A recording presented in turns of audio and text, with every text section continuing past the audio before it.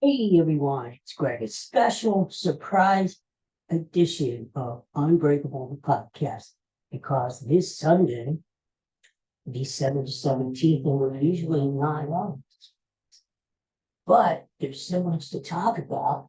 I had to come on. What's that mistake? So here I am. So what's happening in the sports room? Jalen Hurts may not play tomorrow night. He goes against the Seahawks in Seattle. Apparently, he's been sick, or he's sick, and his status has been downgraded questionable. Uh, let's see if he makes the trip out there. That's going to tell us a lot. He's going to make the cross country trip out to Seattle. If not, that tells you a lot right there. I mean, even if he makes the trip, will he play? I don't know. It's just not a good sign that he's been downgraded to question. Something's wrong. Eagles aren't saying what's wrong. But let's put this thing into perspective. For tomorrow night, Marcus Mariota, whatever, filling in. I don't have the greatest feeling in the world for him. You know, sometimes though, backups, uh, when backups play, the other team, the team rallies around them.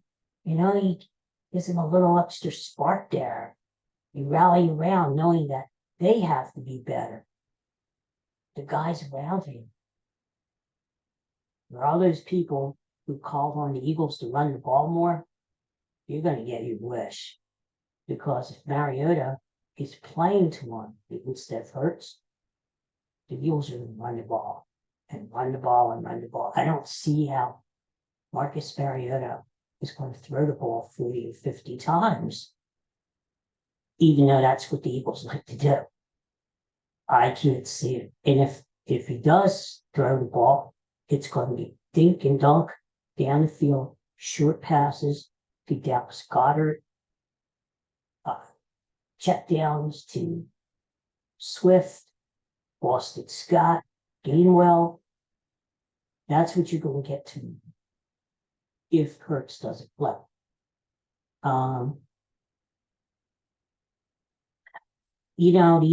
The Eagles were going to have a hard time as it is winning tomorrow in Seattle. I've been back and forth on this game all week. Eagles, Seattle, Seattle. I know Seattle isn't used to be. They're an okay team, but they're not great. But at the same token, Pete Carroll is a good coach. Seattle is tough to beat out there in Seattle. Take into account the weather, which is going to be rainy and drizzly tomorrow in Seattle, like it usually is. The fact that Seattle has one of the loudest crowds in the league, and they've won 7 in a row against the Eagles. The Eagles haven't beaten them since 2008, and Seattle is 20-7 as a home underdog since 2009. Now the players come and go, but the coach is the consistent factor there. So think about it.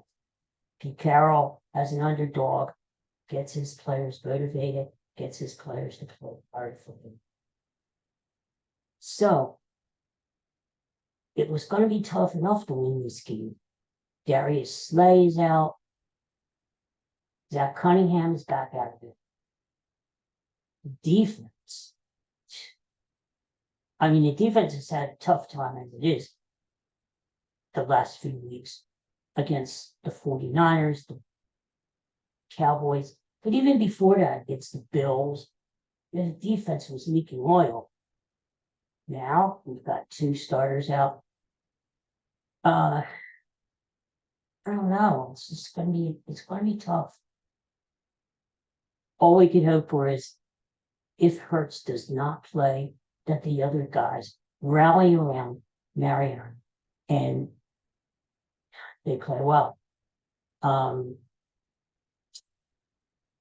or that Hurts is feeling better and can play.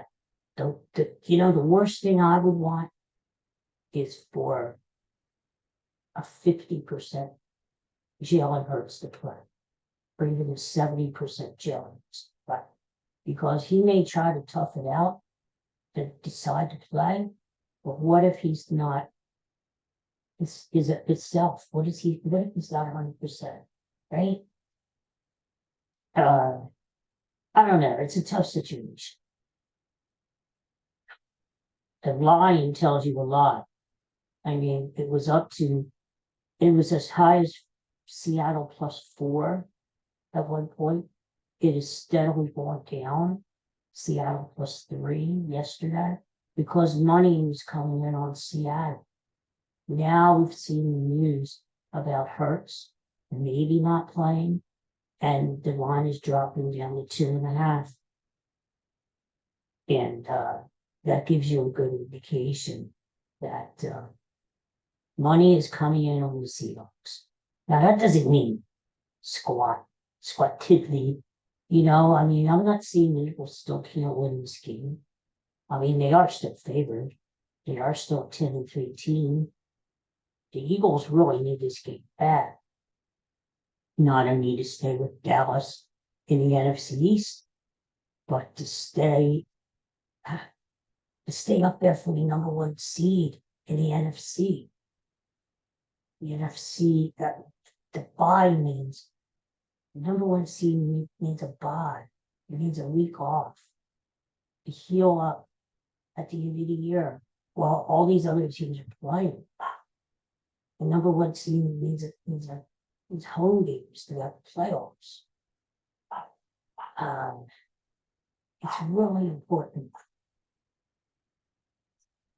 So I don't know what to say. It's going to be tough. We're just going to have to keep our fingers crossed for Jalen Hurts. Hopefully he feels better. Some interesting football games today.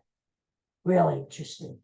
Last night, the Lions destroyed the Broncos. A great game in Cincinnati, overtime. The Bengals pulled it out over the Vikings. And the Steelers got beaten by the Colts. So today should be interesting. Probably the key game is the Cowboys up in Buffalo to play the Bills. And weather is going to play a big part today because there's a storm heading up the coast in the nor'easter. It's going to spread a lot of rain and wind coming up our way. We expect games in Carolina, maybe Buffalo, to be affected.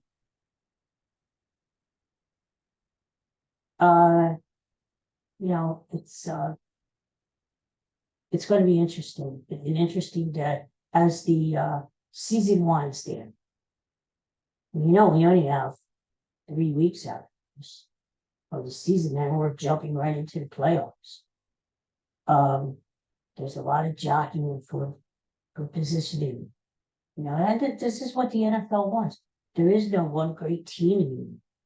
One can say the 49ers closest thing that we have to a really great team.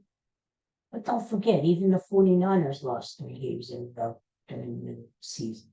It really depends upon who gets hot at a certain time. If you're hot at the end of the year and you can get into the playoffs, you have a leg up on everybody else. So it's going to be very interesting heading down the stretch. We'll see who makes it in, who can swear, who plays who. I think it's going to be fascinating for the season. I wouldn't say the 49ers are locked for the Super Bowl. I wouldn't say that at all. Definitely the Eagles could beat them. Definitely the Cowboys are in the mix as much as I would to say it. And look at the Lions, especially if the Lions play at home. They're a dangerous team too. So So we'll see what happens today in the NFL. Last night, Sixers destroyed the Charlotte Hornets by 53 points. The Sixers have not won a game by over 50 points since the 1970s. You know, one, it tells you how good the Sixers are. Back in the past, a few years ago, under Doc Rivers, Sixers may have taken this week for granted. Felt horrible. The Detroit Pistons, who lost their 23rd game to the Milwaukee. They played Washington this week, who destroyed. They played Charlotte, who they destroyed. In the past, the Sixers may have taken some of those games for granted. They have started out slowly, working up in the second half. Nick Nurse really kills this guy's focused. They come right out and they start starting people. They're scoring. The beat. They're scoring. Comes out. It's a 15, 18. So I'll tell you, we want to tell we keep scoring 1-1. And it stays his own chance that most days in a row, they can push the dates until we look back at 16. And so, 6 games, you join the balance. Reckon to the I would expect to 16. It's terrible. It's amazing. And 4 games in a row. Oh, it's terrible. Just and even not maybe 4 games in a row. He is just doing most of his play in the first quarter, and he plays about half of the second quarter. Doesn't play at all in the fourth quarter. So he's just coming out and destroying this competition. This week will be a little bit harder, each more interesting, because Sixers play the Chicago Bulls. They're at home all week. Sixers play the Bulls tomorrow. Now the Bulls aren't a great team. They're sort of an average team. They probably a bit below average, but they're no Pistons, Spurs, or Wizards, or Hornets in LA. The Bulls should give them a game. So we'll see what Embiid does. And then Wednesday, the Sixers play the Timberwolves. Minnesota is the #1 seed in the West. Well, if you remember, the Timberwolves haven't been beaten the Sixers. They've been Minnesota. So it's going to be more of a test this one. Embiid, that Minnesota game is going to be bad. Towns and kids. The Wolves have a big team. And on Friday, they played the Raptors. And he usually has good levels. He plays well because the Raptors really don't have any big guys to handle it. They have a lot of long players, a lot of wing players. They're quick. They're not very tall. They're not very I spend a lot of meetings. And they can pretty much how it's work, especially at the bigger time in very close to the approach. My point is keep your eye on the line, so wins points and ratings. It's usually because that is what he's going to. 6%. So, Sixers are playing well, but as I have reminded, and as I'll try to remind myself all the time, it's the regular season, right?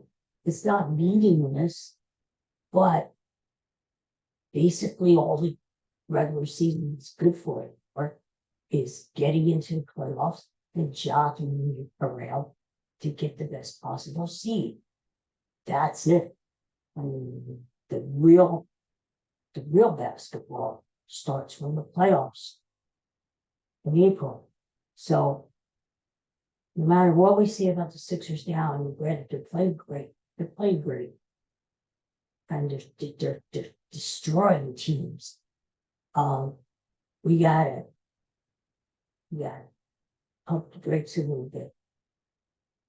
I really won't fully believe in the Sixer team until they can get out of the second round of the playoffs. I just don't want to be disappointed again.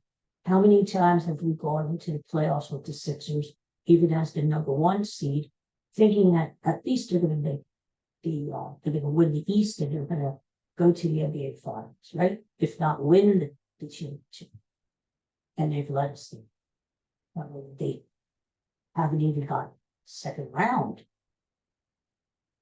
So I'm excited about the Sixers and love watching them play.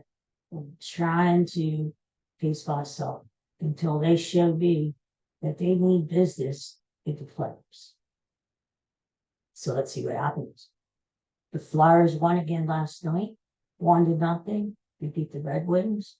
I give this Flyers team a lot of credit. They're playing hard. They're playing with a lot of heart. And one thing I want to mention before I do a special surprise podcast today. Yesterday, 79 years to the dead. When the Battle of the Bulge began in Europe during World War II.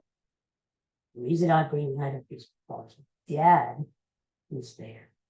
He fought in the Battle of the Bulge. And he was injured. He was wounded, I guess that's a better way, but he was wounded on Christmas Eve, 1944.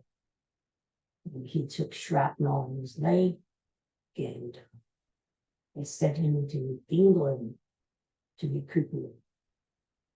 So, and I've seen pictures yesterday, 79 years ago, of what it was like when a kid. I saw the snow was already on the ground when you. It was cold. Just can't imagine it was like a soldier. Knowing that you're going into a fierce battle, one of the fiercest battles ever in the world, ever. And not knowing if you were going to come out of it alive. Knowing that you're there to fight for freedom and democracy. And so I tried to imagine what it was like for Dad. When he was wounded, he was awarded the Purple Heart. I know he was very proud of me. And but we didn't see the actual medal very often. Once in a while he would bring it out. And I remember as kids, we would all like the Purple Heart. Because how often do you see a Purple Heart, right? Not very often. And so we were all pretty awestruck at the Purple Heart. Could we touch it? And I remember it was in this little case, like when you put jewelry, the red velvet inside. And it's pretty cool. Well, when he died in January of 1977, I don't know, when someone that close to you dies, You, there's a lot of sadness, of course, and grief and confusion, and sometimes you just can't think straight. Things are happening so fast. And we never thought twice about the Purple Heart. We thought it went with him when he died. But it didn't, because years later, we found his Purple Heart in a case somewhere in the house, and in one of the drawers, packed away. Yeah, like my dad never really liked to talk about the war, as a lot of guys didn't. He didn't like to talk about it. He would make reference to it once in a while. Well, it's just, it had to be held. And who wants to live, right? And he didn't talk about it. And he was always a humble guy. He never really wanted to flaunt the fact that he was awarded the Purple Heart. Because a lot of guys were brave soldiers. Some came back and some didn't. So when we found the Purple Heart, first of all, we were sad that it didn't go with me. But we went back in the drawer for a while. And then years later again, we found it. And I wanted to keep it at Paula's. I didn't want it to be filed away in the drawer and forgotten. And that Purple Heart was part of my dad. It signified his bravery. I didn't protect me forgotten. So my mom suggested that I take it, and I would. But I said, you know what? I didn't do it to deserve to wear a Purple Heart. It's not my Purple Heart, it's my dad's. But I remember she told me, well, maybe he left it behind for you. Soon for them. So, I bought this movie. Here it goes. The Purple Heart.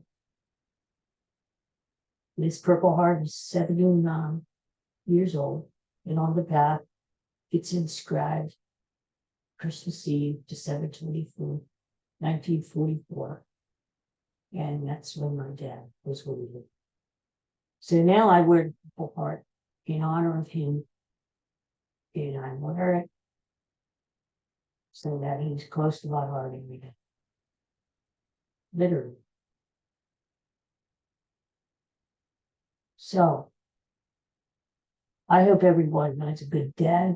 We'll see you tomorrow. We'll talk more Eagles tomorrow as we get ready for the big game Monday. And let's keep our fingers crossed that Jalen Hurts is able to play. If he's not, let's hope for the best. That's all we can ask for, right?